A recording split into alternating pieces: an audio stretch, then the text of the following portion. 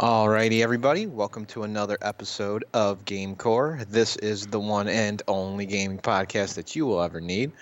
I am your host once again. My name is Matt Hedrick, and here with me, always delighted to be here, is Mr. Chad Porto. How are you, sir? I hate you. I think I have a Uh, clause in my soul contract that mandates I have to do community service for the devil. So here I am. Not too happy about it, but deal's a deal. Starting to think that so whatchamacallit now between is... you and me, or you're the devil. Well, thanks for making your joke priority over mine. Shit for brains. I was gonna say that deal I made when I was 5 years old for whatchamacallit doesn't seem to really have much merit now. But you killed the joke. You joke killer. You joke killer, you. We estab- we established that a long time ago. Yeah, well, I'm I'm not gonna stop until I fucking break you of that because fuck you. Numbnuts. It's always in such a happy mood. Do fucking 30 of these a week. After a while, you just want a goddamn 30? night off. No, man, it's an exaggerate. God damn you, Jesus Christ! you are Dude, just God, will you look? Good Lord! you are just the worst. You're wow. You're jumping to a conclusion to something you think I was trying to say, but I wasn't trying to say that. I Well, was actually to take off of your joke. I was actually going to make a lame joke, you jerk, but you jumped on mine too. well, to be fair, your jokes aren't jokes; they're statements that you think are funny.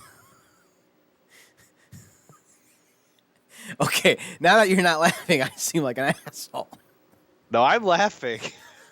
Trust me, I'm laughing. Like, goddamn. This bit only works if someone laughs. Otherwise, I'm just a dick. My ego can't take it. You have an ego? Oh wait, is I was that what talking you, about is that? My ego? No, it's not so much my ego can't take it. It's just I don't know. I like making fun of you and your giant 12 head. So if I don't respond, that makes you look like a jerk. Yeah, basically. It's like I that just be girl. quiet the rest of the show. It's like the girl who has an orgasm but doesn't show it just to invalidate the man. That's how I feel. Like I know I did the work and I know I achieved the result. How dare you not show me the benefit? Oh man. Yeah, Wow, that I'm getting equal to that. That is the low, man. that's how That I is feel low. whenever I tell a great joke and people don't let me know that I earned the laugh. Makes me So, wonder how you are with girls in the bedroom too. well, clearly I don't stop until I get the end results. I should clarify. I can just picture you like hovering over them as you're doing it, staring into their soul. Like, are you done yet? No, no, no, no, no. It has to be achieved organically. Okay. I will go to any means to achieve this goal. You see me coming out of the fucking garage with it with the leaf blower. What's that for? Don't worry about it, Steve. Go back inside your house. It's 2 a.m. I'm aware, Steve. I gotta get there somehow, right? Right? I mean, it's all about making sure that she has the proper experience. You know, you want that good Yelp review. Well, you better hope that you either have a long extension cord or you're doing it in the garage. It's gas powered, so all I gotta do is fill that son of a bitch up, Fair. and then actually no, it's batteried.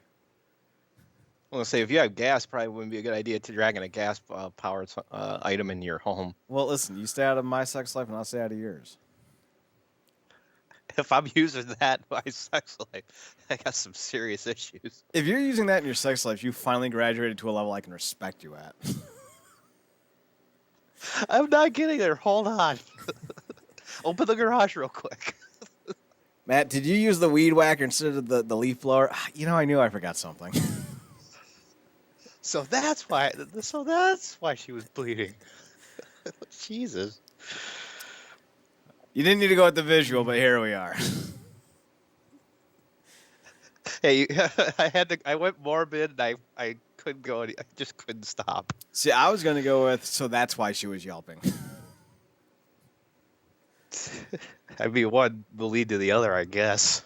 Yeah, but the other doesn't need to be spoken. So we're doing Super Double Dragon, and I feel like you hit me in the face with a weed whacker on this one. In parts. So you didn't really like it, huh? Not I liked it in parts. That's what I was saying. okay. Parts. So Okay. let's get to the scores and just fucking raw dog this shit because this is gonna get a lot of negative ramas. I'm gonna be real with you. I didn't pick this primarily because of the fact that I enjoyed it. You know that Evercade thing I was talking to you about? I think it wasn't. I think it was last week. Mm-hmm. This was the first. This was the first game I played off and finished from it, and I wanted to talk about it. So Okay. Well, first and foremost, I'm gonna go out of order and start with sound. This is getting a 1, and I'll tell you why. Did you ever watch the Double Dragon cartoon? No, the only thing I ever remember about the Double Dragon cartoon was I think you played the theme song for one of our shows at one point because we did review the game. Fight I believe the that's the only might, thing I the remember might from it. of the dragon. Hear the roar of the dragon. Billy and Jimmy Lee, you are dragon masters now. Dan, dan, dan, dan. Oh God, help me! None of that was in this game. So fuck this game. So because it doesn't have a cartoon theme song, it fails. Yes. My expectations were rather high. The music was firstly, the music was trash on its own. Secondly, Okay. I'm trying to see when the cartoon was out. Because this came out in November of 92, I think is what it said. The cartoon came out in 93. So no excuses. Okay, yeah, fair enough. No excuse. One could follow the other. You could have had the synergy and had them be like, "Hey, put this song in your game because we're making a cartoon for next year," and they would have been like, "Oh, super fucking badass idea," because you guys got to remember, games take about 2 or 3 years to make, and cartoons make from original concept about 18 months, 24 months to make. So there was some overlap where the game and cartoon were being developed. You could have had some synergy. You could have. At least something. But no, instead we get this trash-ass music that doesn't really change from level to level. Hack-ass motherfucker. Especially for a series like Double Dragon, that's fucking disappointing. I don't remember, like, if we played the first Double Dragon or something, I don't remember the music and if it was any good, but I can tell you for this much, this music was fucking dog trash. Well, at least in the other games, at least there was variety to the tracks and you could tell the difference. At least there was that. So what are you giving this for the sound? This sound is honestly, this sound is garbage. I mean, I don't think I go too low though. I think I'm gonna go with a 2. I think that's gonna be my sticking point. For graphics, I'm going with a 2. And here's why I'm giving it such a low bar. On one hand, the animations and like the movement with the hands and the weapons are all very cool. But the one thing that I keep going back to is this is from like 92, 93. And Streets of Rage had already been out for like an entire year and a half. And their entire game is just like this. Only a lot more polished and looks a lot better. In terms of the graphics. Not so much the gameplay, but the graphics for sure. You think this kind of just like a haphazard job, huh? Like presentation? Listen, I've never programmed anything, but I could program better looking graphics in about a month. Yeah, it's pretty stock and standard kind of again, it's this disappointing thing you would think for some people who are trying to make a game out based off of a franchise that's had a couple popular entries before, you'd put some effort into it, but it just doesn't feel like it's there. Nope. It's rather disappointing. Did you Now, give a grade for sound, or did I not yes, hear that one? I gave it a I'm 1. sorry. Okay. Just clarify. So what are you giving So it graphics? was two. Mm-hmm. Two was graphics for you. Yeah, they're not great. A lot of the issues too come with like enemy designs too. Like it's fairly generic on that front. There's not a lot of variety to that. Like other than a different color of clothes and like maybe a size change with a boss or two. There's not much here, and the level designs it, they suck. They're a slog to even like get through, and it's just none of it's visually appealing. So I might actually go a 1, honestly. So what I'll say is this, like, it plays out just like Streets of Rage in terms of like streets to mansions and high rises and all that shit. But in Streets of Rage, their Hmm. villains were a lot more bombastic looking. You know, in this, it's like, oh, here's a Hmm. guy with a headband, and oh, here's a guy who has a jacket, and here's another guy with a jacket, but it's a different color jacket. So he's a clearly different character, and you're like, what? But in Streets of Rage, while same idea essentially, they do give you a lot more than just standard archetypes. Like you get the chick with the whip, and you get like the bosses with the Vega slash Blanca character that they got in there. This doesn't really give you that, but there's also a different reason why, and that I'll at least get you with the gameplay, because in terms of gameplay, I'm gonna give this a hard 5.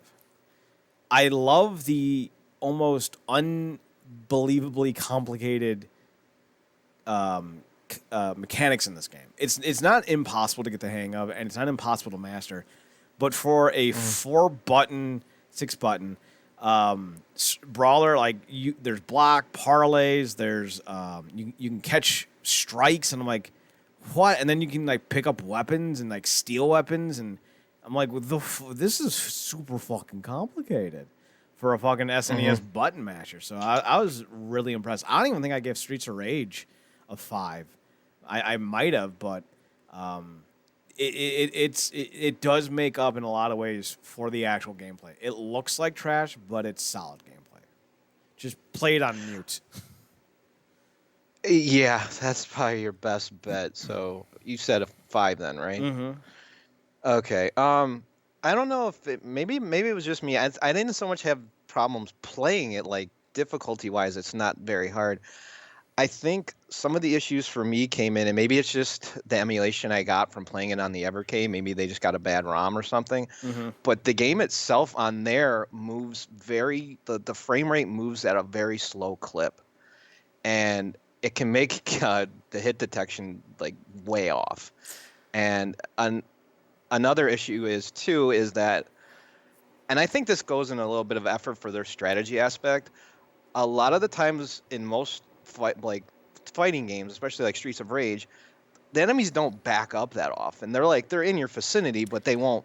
They're not gonna like constantly back up. Here, they're just constantly moving backward to me. I would I don't know actually if like disagree again, with I that. don't really. Yes. Whenever I played Streets of Rage, because I used to play it all the time on the Sega, the thing that always Mhm. pissed me off is, especially with guys who had weapons, they would literally Mhm. walk off screen and make you come to them, and I'm like, oh, you giant So it bags of dicks.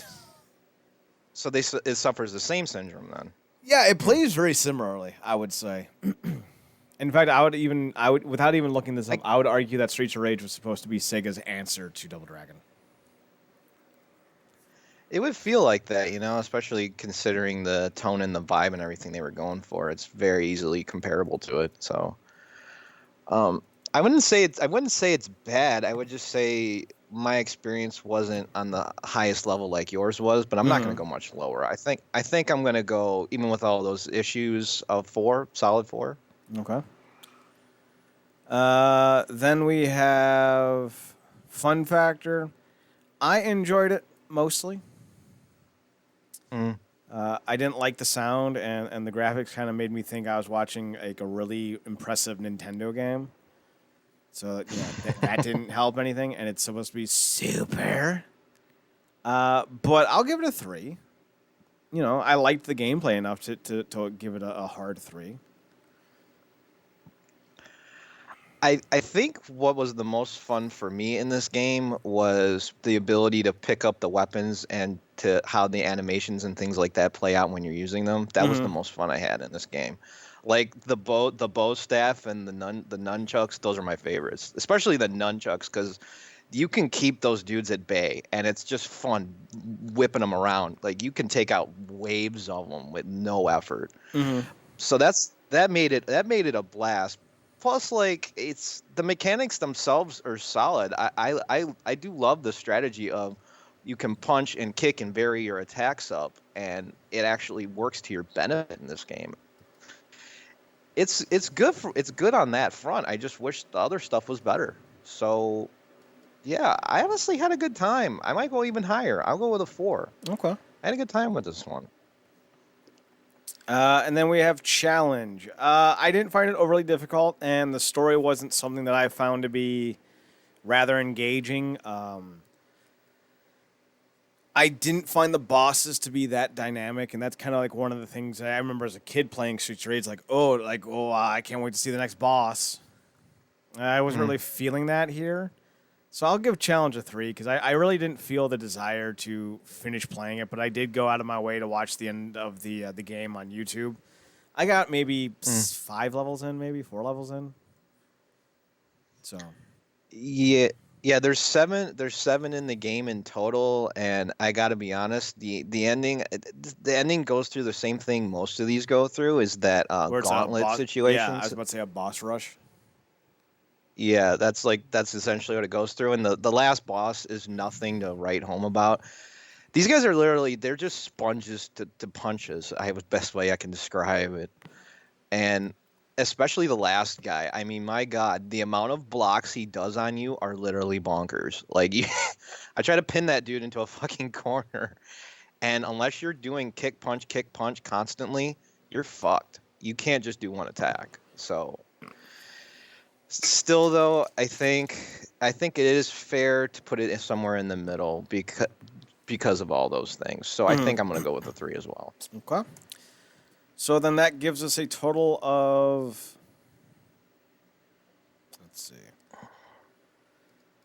see, of 14. I think I did that right. Let's double check, make sure. Screwed it up. Kind of saw that coming.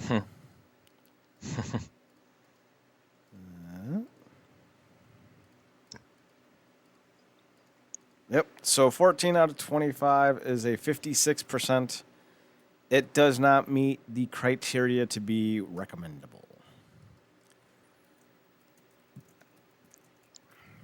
Was Double Dragon one of like your like favorite things as far as like this genre of games goes growing up, or did you have like more like other ones that were better to you? As far as Double Dragon, no. Okay. I think the most love I have for the franchise is the awful cartoon because I got the action figures as a kid. Okay. And I love those action figures. Like their chest lit up because I had the Double Dragon symbol on it. I was like, that's cool. Oh, nice. So, Yeah, for me, it was definitely Streets of Rage. Streets of Rage. Yeah. Yeah, I didn't even play Double Dragon until like after Streets of Rage came out. So my first experience was with Streets of Rage, but I think in some aspects I do like some of the Double Dragon games better than Streets of Rage in certain ways. I think it's because like with the take like the Double Dragon Battletoads thing, the crossover stuff. As much as people think that's stupid, I thought it was a fun take on something, and it's very fun and arcade heavy, like something that I can enjoy. So the series on that side, I enjoyed more. I did play that game more than I played any other Double Dragon game. The Battletoads one. Mm-hmm. Oh man, that fucking game is insane. Yeah, it's not easy. And at times it's mind-boggling hard, and at times I wanted to shoot puppies. So, with all that being Never said, want to shoot puppies. Man. well, that game drove me to a dark place, man. With all that being said, let's get to our useless news. It's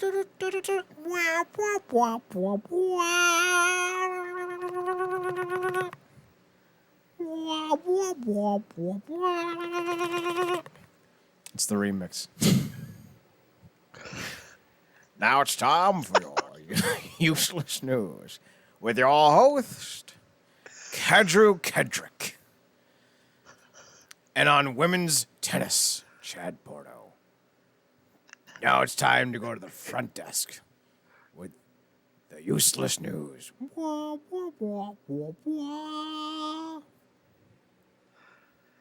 Thank you, Chad.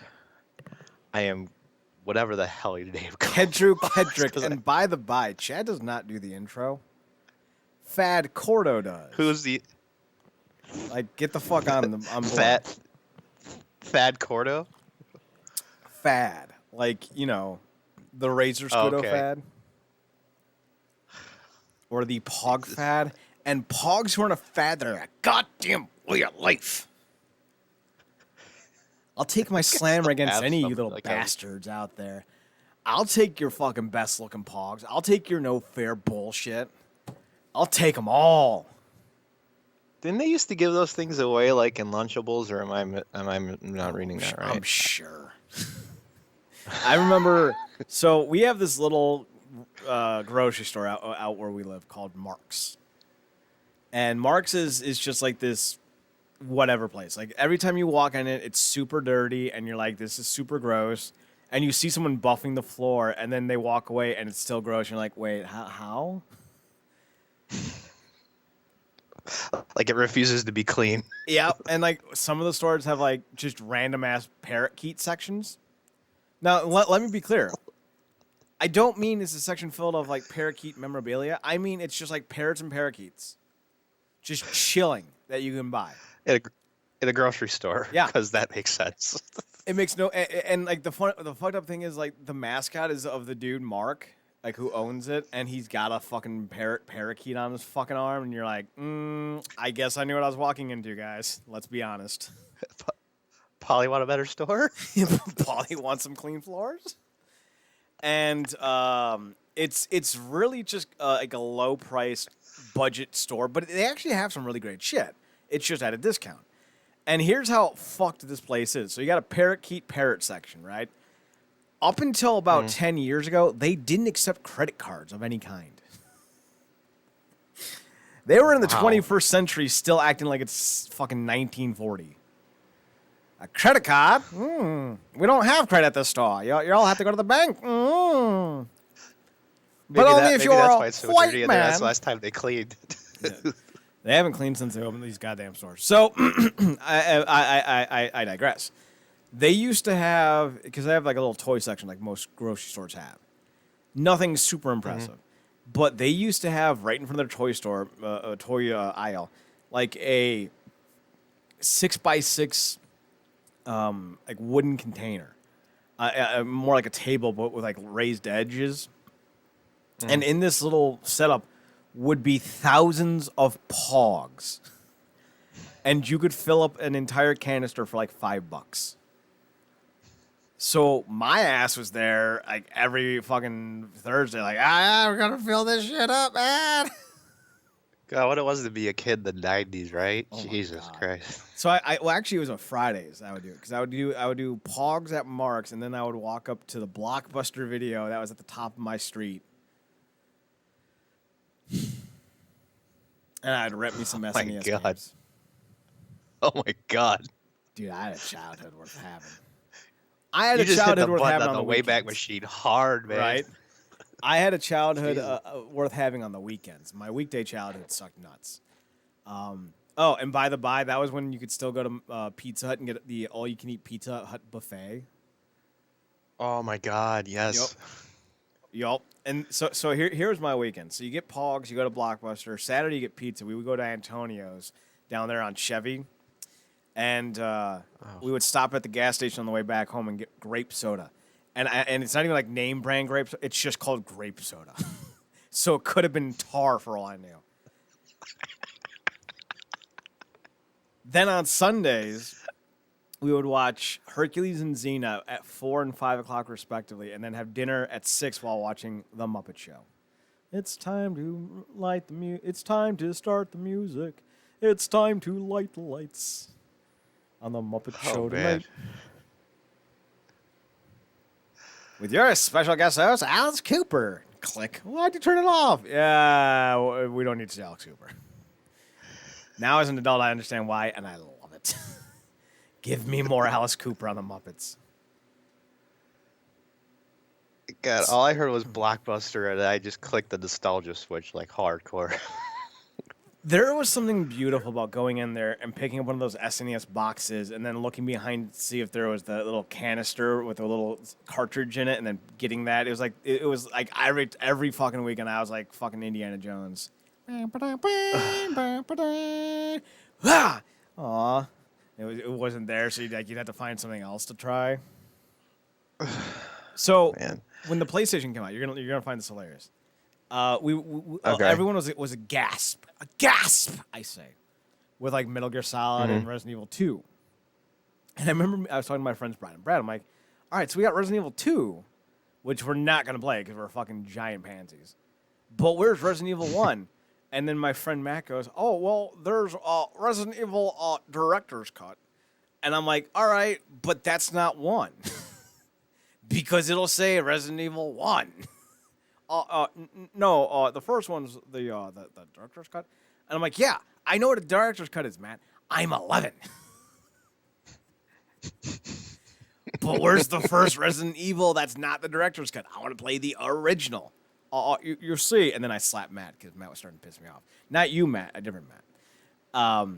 You couldn't tell, but he has glasses, so I was doing the poke on the frame. You'll see. Matt was always the know-it-all in the group. He was a pain in the ass. I miss him, though. Not so much you. I could do without you. Speaking of doing without, Mixer's shutting down. They're going down. We're going down, down, in an eddy around. And sugar, we're going down swinging. I'll be a number one with the bullet. See, that was the only part I remembered. I didn't know the transition to that part, though. A loaded gunshot, a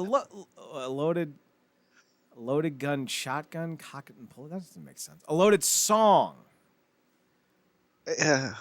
A loaded song, shotgun, cock it and pull it. I think those are the lyrics. I don't like Fall Out Boy, but their Save Rock and Roll album was pretty fucking good. Unlike Mixer, because Mixer's shutting down after like a year. It's crazy too after like Ninja jumps onto it, and it just goes to show you like a platform's not going to survive based off of the name of a popular person. It's just not. Well, I keep saying this. This is what the streaming wars is going to end up being. People don't want to listen. Streaming services are not lucrative. People are not making money off of it. I know for a fact that Apple's new video streaming service is already in like $700 million worth of debt. Fucking Netflix is like $1.8 billion in debt. I'm not being facetious with these numbers either. Like CBS All Access has not turned a profit. In fact, their biggest shows, the 2 Star Trek shows, actively cost more money than they could possibly have made off of subscriptions alone. Like just I'm sure those Amazon's 2 like shows. that with Twitch too. It's got to be. No, actually, Amazon has a lot of subsidiaries within their companies, so that their entire process is more streamlined. If you're just looking at their streaming service for like Amazon Video, maybe. But you have to remember that Amazon Video, Twitch, Amazon Prime, all the shipping, they're making a lot of money. So even if their video department is just completely goddamn terrible, like no one's watching or they're not getting enough subscriptions for Amazon Video or whatever it is, they're still making enough bank company-wide to be fine. Netflix, however, is it's only Netflix. Yeah, I got you. So there's a lot of that going around, and like the one big one that I know like the WWE Network has never turned a profit, and it's been around for 6 years. And people are like, Damn. well, they're going to take the pay-per-views off there and start going back to the weekly model, and that's bullshit. And I'm like, no, it's not, because they're not making money. And that's supposed to be like how they're supposed to thrive into the future. And I keep saying, in about 5 to 10 years, you're going to see cable TV, at the very least, cable channels, branching off on their own, possibly. But as the idea of a cable channel, they're never going to go away. You're going to see people go back to them eventually, because eventually what you're going to see is these major streaming services are going to end up causing a crash. And then there's going to be a lot of dead archives, and people are going to be really fucking pissed. So now apparently Ninja's contract is null and void. No, it's not null and void. He's going to be paid out. I think there was like a deal where he could take an opt out and still be paid like X amount of dollars, or he could take a new deal and make X amount of dollars. He's opting to take the opt out, I think is what it said. And he's going to be pursuing new avenues. I don't think he's going to Facebook gaming, because Facebook's going to be in a whole hell of a lot of trouble here in a little bit. Advertisers are pulling out of Facebook because Facebook has a Mark Zuckerberg problem. Turns out that movie wasn't so overreactive as we thought, and it turns out Mark Zuckerberg is kind of a giant toolbag. He sells people's information, and he's allowing fake news to be disseminated on his platform without doing anything to correct it. And now advertisers are pulling out, and Facebook's... I don't want to say Facebook's on its last legs, but the Facebook team is threatening to revolt. Advertisers are pulling out, and Mark Zuckerberg has more pressure than ever before to make changes. And if he doesn't, and he's been notoriously fickle in how he makes changes, it's very possible that Facebook in a year or two is going to be having to shut some things down, because Facebook tried to go into the streaming video service. And they're only one show that anyone ever talks about is like the Jada Pinkett Smith show, the Red Tabletop or whatever it's called. I didn't even know that was a thing. Yeah, my friend Adam worked on it, or he worked with something in Facebook video, and he's been like promoting all of like the Facebook video stuff, but. Facebook could be in a lot of trouble. So like, I don't see the Ninja going to the Mixer or going to Facebook. I honestly think he would probably jump back to Twitch, since it's the only one that really has any stability at this point. Well, YouTube Gaming does. Well, yeah, YouTube's good too. Yeah, that's true. It's pretty much which giant conglomerate do you want to sell your soul to, Amazon or Google? That is a decision you have to make. Or he would be smart to just start his own streaming service. Just open up a chat, get the proper bandwidth needed, and have a video on a website. Call it ninjastreams.com. Yeah, you get enough of a following. He has enough of a following already. He could do it. Yeah. Are you surprised at all that Mixer is shutting their doors? We're talking about Not really, because I've been on the Mixer app before. Like when Microsoft would do like their reveals of like inside Xbox and some new games coming up, I would try to watch it on there. And the platform itself, the app, is all over the place and insane. It's one of the hardest things to navigate. So the fact that it's shutting down does not surprise me, because I even think number 0.2% for them, which was like 34 million to like 34.1 million or something, and Facebook went up like 100%. Yeah, so YouTube was like up 60%. It was like, fuck, yeah, I didn't not surprised at all. Yeah, it wasn't that shocking, to be fair. And that was all during the pandemic, and it's just all sorts of stupid. And one of the things that I think was really stupid was it was so hard for me to actually go on there and set up like a stream. So I was like, fuck this noise. So that was one of the things that I thought was just truly monumentally dumb. That they didn't make it, user friendly. Mm-mm. So let's go through the story because I didn't hear anything about this, so I'm gonna have to read this entire thing out loud. Twitch partner Wookie Monster. Okay. That's already the worst fucking thing I've ever heard in my life. Panics and backpedals as Joe Vargas of the Angry Joe Show debunks sexual predatory allegations, and brings in lawyers. Wookie Monster's allegations against the Angry Joe Show host have been picked apart by cynics for having more plot holes than The Last of Us 2. Aw, that's disappointing. And now that Vargas has brought a team of lawyers, Ashley is in full-blown panic. Little-known Twitch partner called Ashley Wookie Monster Marku came out on Twitter with allegations against well-respected gaming YouTuber Joe Vargas of the Angry Joe Show, accusing him of being a predator and trying to coerce her into sex. If I ask you to have sex, yes, that's coercion, I guess. I don't know.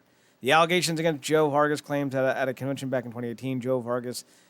Okay, so first and foremost, sausage roll, I don't take anything you say seriously anymore because you don't know the first fucking rule of journalism. It's actually like the fifth rule of journalism. Once you establish who the person is, you drop the first name and refer to them only as the last name. Right. Like you don't keep the long name attached to it. It just becomes redundant saying it over and over again. Yeah, it's not good. Vargas both mentally and physically forced her to hang around him and attempted to try to subliminally manipulate her into maybe having sex. Is there a different fucking article about this, Matt? Because like this dude clearly doesn't know what he's talking about. I really tried to find something, but when I typed it in, the only thing I could find were like Reddit posts linking to the article that she wrote about her experience. But this is a flip in this too. The article she posted accusing him of everything, she took it down already. So I couldn't. It kind of makes me think like she put it up there for like to get attention, but as soon as people were uncovering the fact that maybe some of this could possibly not be true, she pulled it. Well, let's we got VGR and we got GameIndustry.biz. Oh, you want to accept cookie settings? I guess we only have VGR then. Let's fuck that noise. That was another reason why I was trying to stay off of there too, because you told me about that before. Yeah. So what do I think? There's not two sides to these stories, you know. He said, she said, it's usually three. He said, she said, and the truth. Call it the eye of God. Oh my God. Why are game journalists so pretentious?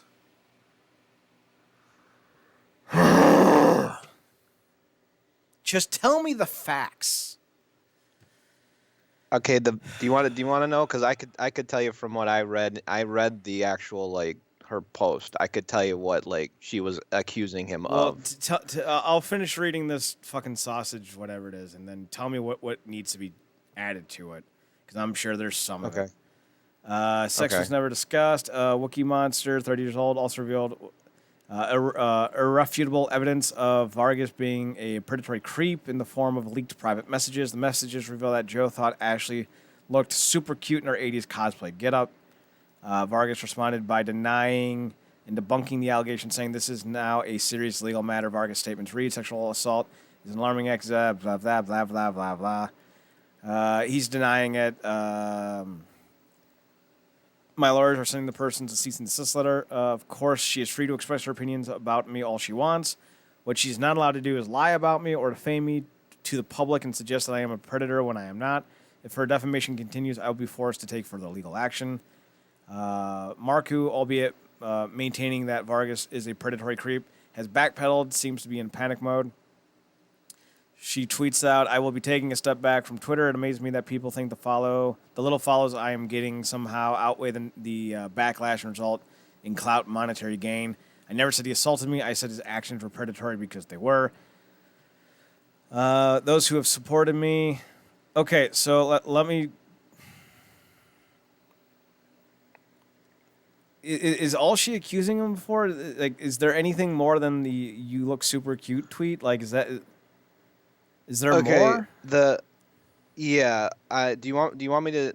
I won't go through a long-winded explanation. I'll just give you kind of the bullet points. Do you want me to hit? Do you want me to hit the bullet points? Okay, so essentially what this was is they met at PAX East in 2018. and she reached out to him. She wanted to get herself noticed, and he said, "You can be on my panel." They did that. Then they left the panel and went back to his hotel so he could get ready to, like, they could go out somewhere. They were going to connect with other, like, YouTubers and stuff to try to see if she could, get some help in that department. It eventually led to them going to a party where he was saying that he would be my, she's accusing, like, "You're going to be my girlfriend and everything. You always got to be around me." And then when the big point is that she did actually say in her post that he did assault her to a degree. She did say it. So she's retracting that. What she said is that I was trying to text him on my phone, and he saw me, flipped me around, pinned me up against the wall, and told me, "You're just like everybody else.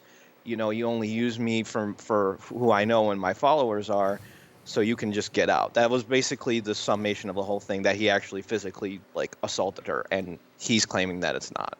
But that was the big kind of summation of, like, the long post is what that was about. So the other article I had up, it wasn't shown on screen, but it basically said, well, he wouldn't do this. He's a progressive gamer.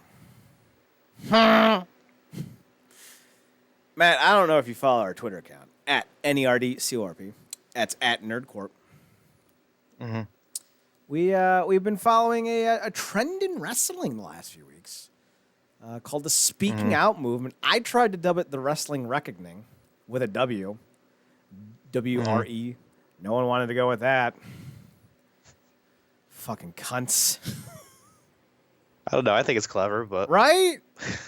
Like, yeah. I mean, you're all expressing, like, anger and outrage and hurt and assault cases, and sexual assault cases, and manipulation and blackballing and creepy predatory relationships. But I can't use my catchy little fucking slogan. Like, goddamn. Wrestling Reckoning. So, the thing that's coming out, though, is most of the guys that are being kind of, shall we say, kicking and screaming into the sunlight are of the quote-unquote progressive mindset. It's usually the progressive dudes who seem to be the most likely to do things like this. It's that whole falsity with the whole miladies. You ever see those guys with their little fucking bowler hats and they're like, "Milady"? It's like, motherfucker, you don't know what chivalry is. If you did, you'd be like fucking out there on the front lines, goddamn. Because chivalry's not just about courting women; it's about living an honorable life. So clearly, you don't know what it is, because like you got fucking Cheeto beards on, and you're posting for the 20th time on Reddit about how that one dude in your guild keeps stealing your fucking gold. No one cares, Tim. You're 42. Go for a jog.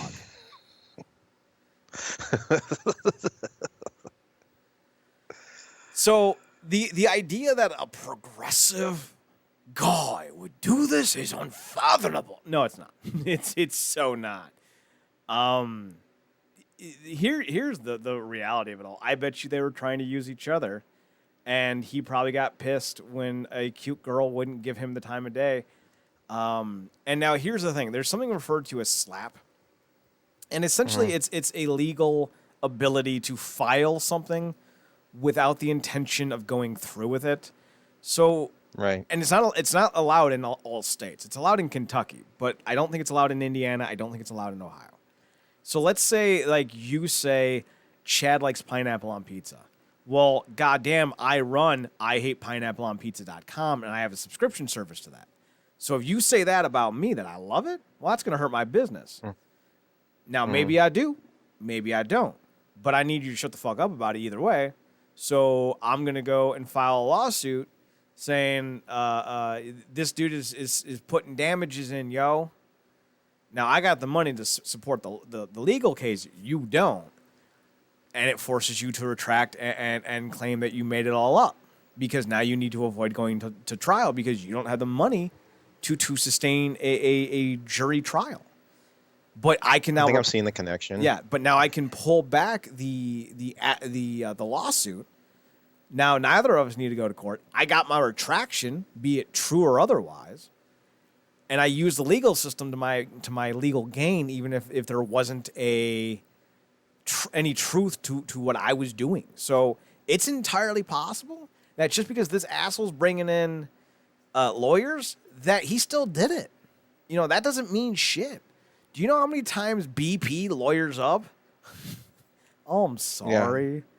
I'm so sorry. That doesn't absolve. It doesn't absolve you of anything. No. Now, if there's more to the private messages than just the because like clearly Sausage Roll and the other website I was on are clearly pro this dude. Clearly, there's clearly a bias.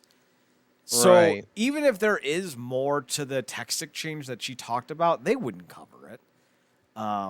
So I would need to see more in that regard in terms of her side of the evidence, because I have a strict idea in life, and it's about anything. I don't believe the victims.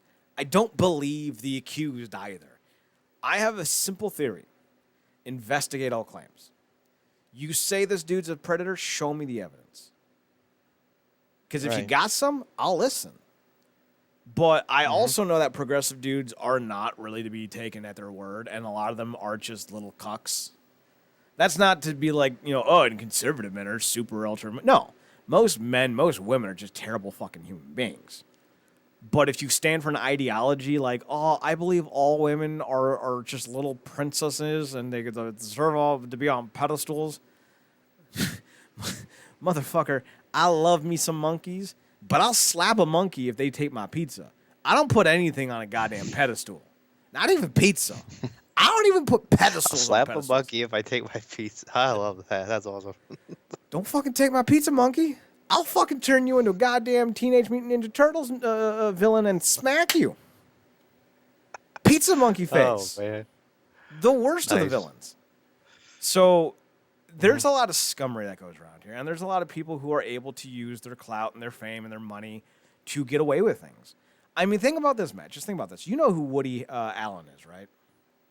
Yes, I do. Do you know that he literally fucked and married his stepdaughter? I did not know that, but I could have suspected. He just seems like a creepy guy in general. Yep.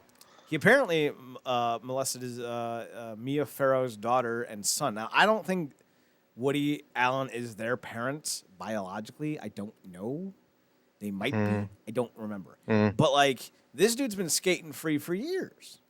Roman Polanski wanted in the United States for, I think, raping a 14-year-old. He's not in jail. You want to know why? Because that motherfucker went off to a country that doesn't have an extradition policy. So, like, when you got money, you have the ability to not face consequences. Now, I don't know if this dude, Angry Joe, is loaded. Maybe. I don't know. But I would assume that he might have more money than this chick. And I guarantee you, with how toxic fan culture is, not just game culture, but how toxic fan culture is, if this dude's got enough of a following, he could be like, hey, I need y'all to pay for my legal fees, and people will come a-running. I always hate that. I always hate when they do things like that, man. Then you're just setting a precedent, and I just bothers me. It doesn't make you look credible. Like I again, when you're talking about lawyers and like the evidence and stuff, like I always believe evidence first over anything. As you should. So at this point, you're just in the middle of a he said, she said thing, and I think this is Do you think now a question I got to ask you is: do you think that when she took the article down that of what she wrote, do you think that was out of fear of him lawyering up, or do you think that she was afraid that some of her facts wouldn't check out? Now that's where you see. I would need to see her accusations because both seem plausible. Okay. Now the problem with retracting it all is it automatically makes you look guilty. And if you were to try to go to court, that's your Titanic. You retracted your statement. Now, there's an idea when it comes to accusations where you need to be properly walk through, what happened. You cannot have any kind of missteps. And you need to discern and be able to present yourself as being credible. Mm. If she's altering facts, if she's over-exaggerating, or if she's misclaiming or misstating terms for what happened, that does affect her credibility. So it's very possible that both are true. It's very possible that she's retracting it because she finagled and fudged up some of the accusations, and it's very possible she's pulling it because it's 100% true, but she's afraid of going to court. And here's the thing. Getting a lawyer is expensive, but getting a lawyer for an hour is not. You can sit down with a lawyer for like $40, present them what's going on, and they'll let you know how to go about it. So I don't know what the next end game is, but I would say pretty wholeheartedly that if this dude is essentially trying to abuse the system with a slap, that he's pretty fucking gross. But if she's trying to destroy his credibility, then she's pretty fucking gross. Undeservedly so, I should say. Not just destroy his credibility and he's a predator, but if he's not a predator. Because, here's the thing. If I say to you, or if I say to a woman, hey, I think you're beautiful, do you want to go out on a date? Or, hey, we're both on the same website for the same reason, you want to come over. That's not inherently predatory behavior. And if you reach out to someone, or if someone gives you their number, the inherent nature is that you've opened up the line of communication. So if I respond with, hey, I saw you the other day and you look cute, that's not predatory. But I don't know what else is being said because I didn't read the rest of the transcripts because they've been pulled. So I don't know. She could be lying, he could be lying. And until I see more concrete evidentials, I don't know. I think whether one person has done it or the other person's making up the lies, I think it's just a numbers game, and the only thing that's going to matter is him putting his following behind him and lawyering up and just pushing her out of this issue right out of the way. I have a feeling that's the only thing that's going to happen. So I shouldn't even have gone into the comments. Clearly, this is a website that caters to the angry man. Are you back on that sausage roll second? I haven't left. Oh, okay. Dr. Disrespect permanent Twitch ban stirs up pedophile speculations. Did they spell pedophile wrong? I didn't even know about the Dr. Disrespect thing. Oh yeah, that happened like 2 weeks ago, or not 2 weeks ago, 2 days ago.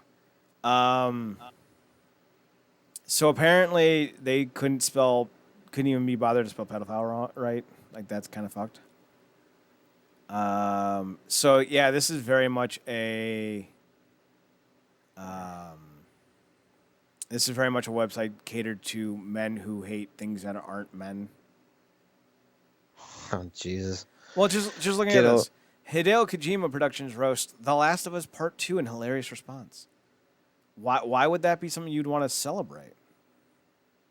Right? Why? Right? Like makes no sense. Listen, I don't like the story of Last of Us Part 2, but like it's just because it's not a good story.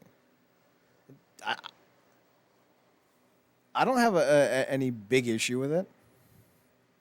I just thought I heard something. Sorry. Oh, that's okay. I felt the same way when like the whole Ghostbusters 2016 movie happened. That whole same way, like, if you don't like this, it's because you don't like women. No, I don't like it because it's a shitty movie. That's why I don't like it. Well, I think the thing that irked me about that is it was a reboot. And they wanted to distance themselves from the original franchise so hard that it felt insulting. Then you put Melissa McCarthy in it. I find her about as funny as a toenail extraction. So we're talking like Amy Schumer levels, man. It's just bad. Yeah, I would put Amy Schumer below, honestly. But like, those two big things set it up real bad. And then I saw the trailer and it was so gross looking, like just the special effects and all of it, and like it just felt so unnecessary. And then and then that's the worst kind of humor for me. I don't like the awkward humor. Like, I'm not a fan of that cringe humor, and it's done intentionally. So I know there's an audience, at least allegedly. I just remember there was like a scene where they're like standing around. They're like, "Why don't you go? No, you go. I'll go. I'll go." And I'm like, "This is a joke. This is Kevin Feige, like, or Paul Feige, whatever his name is. He did The Office." I was like, "Fuck this noise. This is dumb." And then I got to point out none of it landed. no, and then I got to point out that the one black person in that entire movie was the one without a PhD. Oh. Listen, y'all did Ernie Hudson wrong back in the 80s. Y'all did Leslie Jones wrong. And at least in the 80s, it was more socially acceptable, still repugnant, but still it was socially acceptable. But in 2016, in an all-female movie, you couldn't have made Kristen Wiig the tenant of the train stations. Like, what the ever-loving fuckadoodle do? Although I will say, you couldn't change that aspect, really. I did chuckle at one scene, the part where Leslie Jones was going through the concert with the ghost on her shoulders. I laughed at that. I didn't laugh hard. It's like the only genuine funny moment in the whole fucking movie. Right? I just kind of went, which is more than any other scene got for me. Like, I don't. It's because it's a genuine moment. That's the good part about it. Leslie Jones is great timing, so like obviously it's gonna be solid. Like, I don't mind that they sexualize Chris Hemsworth. I'm fine with that because I don't mind sexualizing anyone, right? You know, whether you're a babe or a beefcake, you know, like if you got it and flaunt it and want to do it, like I'll fucking go up in it. Like, don't worry about it. You know, some of my favorite music videos are just scantily clad women. Why? Because they're down. I'm like, all right, cool. Like, you're not being, forced into this. Like, this is a consensual thing. I don't need to feel gross about this. You don't need to feel gross about this. Let's just enjoy the fact that you're in a bikini and I'm listening to some good tunes. I think it's a win-win.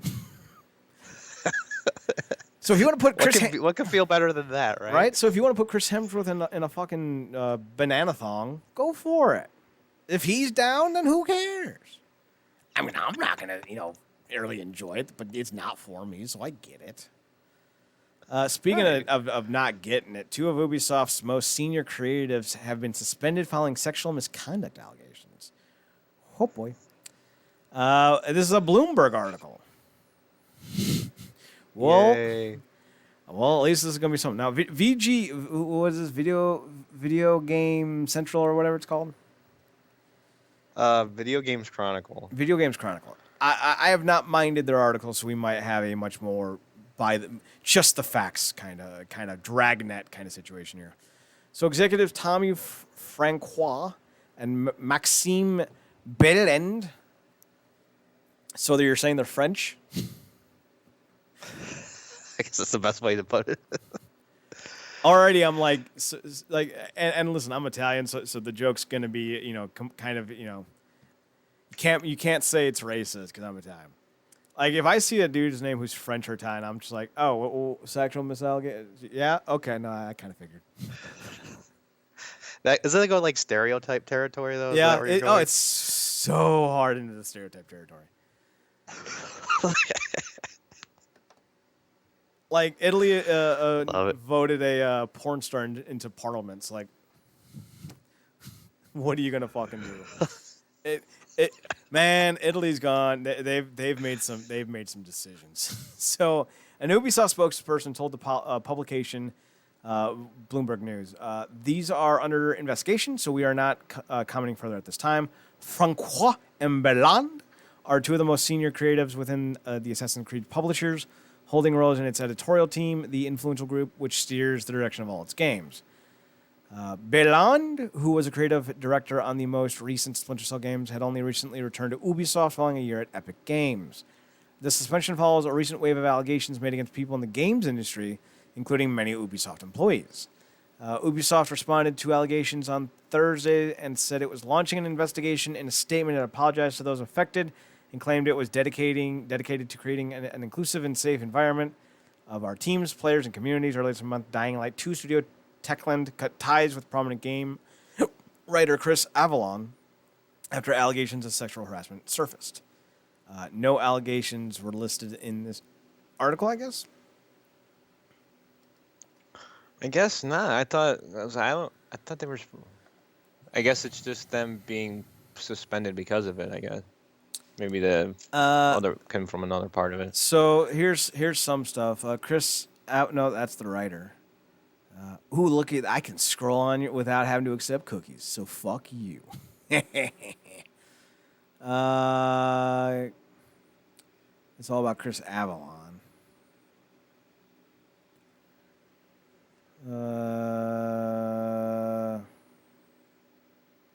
Oh, here's something about the fucking Wookiee monster. I hope that anyone else that has hurt or course should remember. So this doesn't actually cover anything from the Ubisoft side of things. So yeah, I guess the moral of the story is just don't be a dick. It just seems like these stories are coming out more and more as of late. And Well, it's really disheartening and sad to see it. It sucks, and people shouldn't have to go through this kind of stuff. well, a lot of these industries are what I like to call fringe groups, like fringe industries, comedy, video games, pro wrestling, comics. These are like the four big segments that are kind of ignored by the general populace. Like when you hear things like this, it's kind of shocking. Like, remember when Bill Cosby was accused and it all came out in like 2016? You remember that? Oh yeah, I heard about that. Yeah. Like Hannibal did a whole stand-up special about it, right? Or like a segment about it, right? Mm-hmm. First time it was ever heard, right? No, it's been going on for Mm-hmm. like 30 years. People knew about it. People talked about it. It was in stories and shit, but no one cared. Pro wrestling's dealing with their own reckoning. Then you have the comic industry's dealing with their own right now as well. The game industry's obviously doing their own thing. So it's just kind of one of those things where it's like, yeah. And I have a few stories of witnessing and whatnot in my lifetime involved with some of these industries. So it's kind of like, yeah, I 100% believe these things were happening because I 100% have seen this happen in my life, and people, including myself, have tried to get it rectified and tried to hold people responsible, but sometimes people just don't have enough interest. The human experience only has so much bandwidth, so to speak, for paying attention to things. So it's not that shocking that the underbelly of a local area comedy club or like an industry for nerds like comic books and video games often go untalked about. So it's about time this shit comes forward. Nintendo says Switch hardware production is recovering and its 2020 games are on track. Sounds good. Nintendo's also reportedly cooling its commitment to mobile games. Sounds good. Good for you, Nintendo. I'm happy about that too, and I understand why. Like, I think one of the biggest things that they were connecting it to was the fact that Animal Crossing is so like having so much success right now that that's putting more of a sense of community and things like that into their game than any of the mobile games could. Plus, it's just they didn't like the monetization models of mobile gaming, and their franchises, they weren't really doing that well on there anyway. So it's kind of good to see them take a break. Well, it's kind of one of those things where fuck mobile games. That's about right. Well, you got some mobile games that you like, but even I, then, their models are not ideal. I had two mobile games that I wish weren't mobile games. That's fair. Like that's it. Like and I stopped playing those games after a while, because I hated having to play fucking on a goddamn cell phone. I hated the fact that the phone got hot. I hated the fact that I felt like I was getting radiation poisoning into my hands. Yeah, those fucking things drain battery life like a Humvee, man. Like like within an hour, your phone is dead. It is unpleasant. All right, Matthew.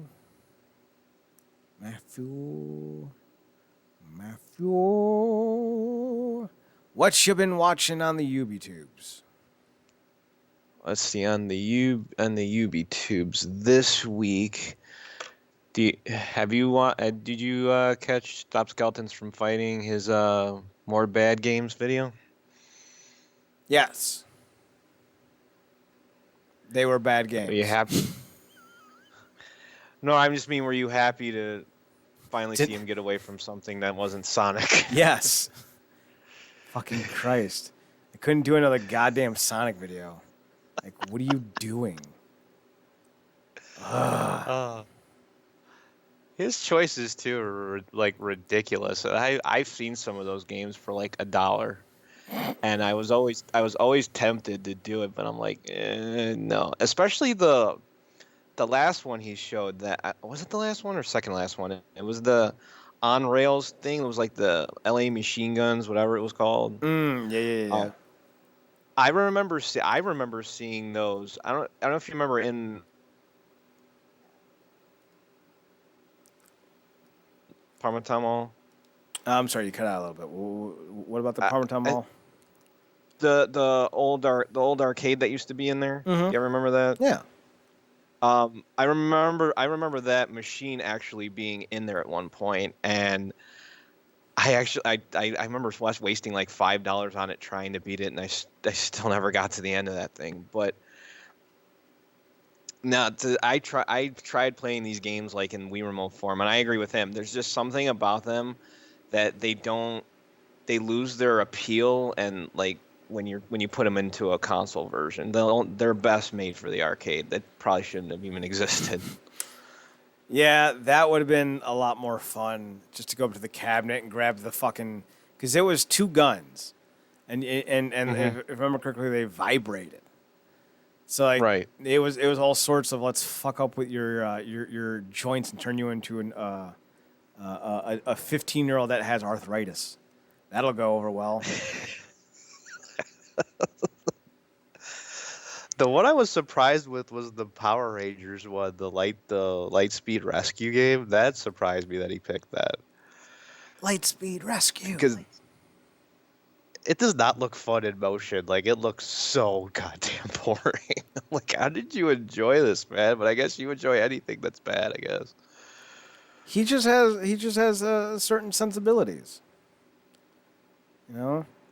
I kind of like that about him, though. I like the fact that, like, he was willing to appreciate anything, no matter how good or bad it is. Right? As long as it holds his attention, he's down for the clown, if you will. So yeah, that was definitely on the higher end of the videos this week. I was very happy with that video. Let's see. I got another boundary break from She Says about Animal Crossing, and the most interesting thing I found in this one was he was talking about how people have tried, and just because how perverted they are, have tried to remove the clothes from the characters in Animal Crossing, and the farthest you can actually go is a tank top and shorts. You can't actually get a person any further than that. And if you glitch it out, it'll still have bars over everything, like censored bars. If you get it further than that, I thought that was funny. Well, at least we don't need to worry about furry porn. Because that they're not gonna let that happen. That would have been gross. Yeah, just. I saw people do this something similar with the Resident Evil women, Jill and Claire. Only they were just mods. So maybe someone needs to mod up Animal Crossing. Although that would be horrifying, I think. Let's see, what else do I got on here? Some more updates from RetroSoft. Seems like development's going well with the game there.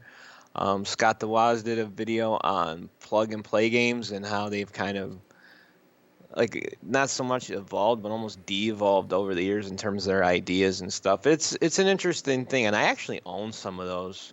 The one I remember the most is the EA Sports one he was talking about, and that thing had the most generic ass, like, Genesis knockoff controller you'd ever seen. Like, the buttons were so stiff on that fucking thing. It was such a chore to even play it. But I had a few of them. They're a novelty, but I think like he was saying, they were a passing fad that just, it was not meant to last. Now, when you say plug and play, what do you mean?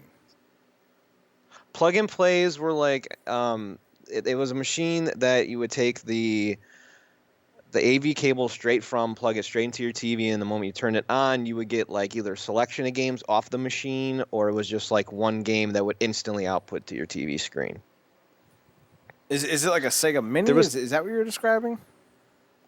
they're kind of like the early versions of that, but they were based off of just certain franchises. Like you get your Spider-Mans, you'd get your SpongeBob's, you get like all the old arcade machines, like the Namco arcades and stuff like that. They were meant to replicate. They were meant to replicate like one game and Okay, being able to just I play one googled game on it. the TV. They're handheld Mhm. consoles that you plug into the game. Right, that Into was the the TV. whole thing, and I owned a Okay. few. I owned a few of them, and some of most of them I tried were not too bad. It's just like the idea got a little bit too crazy over time, and I think that you could just tell the writing was on the wall with it eventually. So it was an interesting video, though. I think anybody who had a history with that should definitely check it out. There's a Let's. plug and played arcade, 220 Jakuk video integrities. That's not English. That doesn't even sound close to English, man. Comes with 300 preloaded 8-bit games in a variety of game genres, including puzzle shooters, action, arcade style, educational, and more. No, thank you. Oh my That god. sounds terrible. Yeah, don't ever go for those hundreds in one because there's like generally like they're all like 3 games just copied over and over again to replicate a 300 list. So no. Let's see. I got a death of a game that was for RuneScape, the classic game. Nerd Slayer did a video on that. I found that interesting for the fact that the game was actually made by people who couldn't afford to play another game, so they decided to make something of their own as an alternative. I thought that was interesting. Yeah, that was the whole reason that even got created. They didn't even really make it and with the intent for it to be an actual full-blown game. As they showed it to a few of their friends, and then the friends were like, you could make something out of this, make this like a living world. And a lot of their ideas would eventually go on to be implemented in like World of Warcraft and stuff like that. So this is kind of where that started. So I thought it's cool. It's worth a watch. Did they get any royalties? Not to my knowledge, no. What impressed me the most though is that game had a lifespan of almost like 20 years before it shut down. Like people were still playing it, because it launched in like the mid to late 90s, and it just shut down in like 2017, 2018. And what was it called? Crazy. RuneScape? RuneScape, yes. I actually have heard of RuneScape. I've seen multiple people do videos on it too. It was one of those big obsession like videos or games back in the day. Everybody would obsess over. It was kind of like in a similar vein to like the Sims or something. Like everybody was always playing that game all the time. But no, yeah, definitely a good video. Not a game I would particularly be interested in, but it does have a pretty rich history to it, so it makes for an interesting watch for sure. Let's see. Matt McMuscles, that was Transformers: Rise of the Dark Spark. I don't know how you felt about that, but I felt like the same as we've been feeling with a lot of these lately, just kind of generic. Yeah, the game sucked because they took people off the project. Oh, I'm shocked. Not really. Yeah, just not really doing it for me this time. Let's see. Slopes Game Room. I guess the best one I got from him this week was 7 games full of stolen trademarks. That was a good video to watch. I like how some of them are just such blatant rip-offs that like they literally have the picture of the movie they're representing on the cover and have a different name on top. Like they weren't going to get away with that. That shit's funny. Like they had a copy of Robo. You didn't think that one through? Let's see. And then I guess my last biggest one would be Beat 'em Ups did his honest opinion of The Last of Us 2. And he had a take on it, like pretty much like how you said your take on this was, even though I haven't played it, like you just don't like the story. You just don't like what the story represents. He likes the game, just not what, he couldn't wrap his head around what they were telling. He felt like it kind of messed up some of the characters he's grown to like in the series. So that was a pretty good one. But other than that, no, I'm pretty much it on my YouTube. The only one I have, besides the ones you talked about, is Ill Will Press posted a Foam Me the Squirrel podcast, episode 21 of Squirrels and Robots. He goes on a rant about Animal Crossing, and the big one note that he keeps hitting about is he hates that you can only do one island per Switch. Yeah, that is a pretty big issue with this too. Like the fact they have to have multiple games just to, like, even in the same house to do it, that is a problem. Yeah. No, multiple consoles, not multiple games. Like, you have to get both. Like, that's the fucked up. Oh, that's right. Yeah, you have to get the console and the game. That's right. Yeah. Like, so, like, yeah, that. Fuck. I miss the download play days of, like, DS, and even to a more of extent the 3DS, where you could just have one copy of the game, and a person doesn't necessarily have to own the game outright, but they can at least either come visit you or try out something of yours to get a taste of the game. I still miss those. Yeah, that would have been nice to have, but we don't, so here we are. So anything else kind of pique your interest? No, not really. That was about it for me. All right, then we are done ski for this week. Matt and I will be back next week talking about a game, probably, and some news, maybe. Then we'll also be a thing, I'm sure, about something or other. I'm not entirely sure. It'll be a show. It's about as descriptive as you could get for us, right? And we may be on or not. I don't know. We'll find out. Show up or don't. I don't know. You can find us at Twitch, at twitch.tv/Comic and GameCorp. You can find us on the website at realnerdcorp.com, RealNerdCorp.com. We're also on Twitter at NerdCorp. We're on Instagram at RealNerdCorp. We're also on Podbean, iTunes, and Spotify. If you want to download the show, you can do so. You can also find Matt where? What's your personals? On Twitch, you can find me at NerdCorp. You can also find me on the Twitter at the same handle. You can find me on Twitter at Chad Nerdcorp, ChadNerdCorp, and on the Instagram at Chad's Photo Hut. We will be back probably tomorrow over on our other Twitch channel. That's twitch.tv/WrestlingUnderground, although maybe not, because Marcus and I have been doing a lot of work lately. I might give him an extra day off. We'll see. But until next Saturday, we are done. And with all that being said, Matt, I guess we should take it home. I guess. Take me home, country road. Oh God, that song's ruined.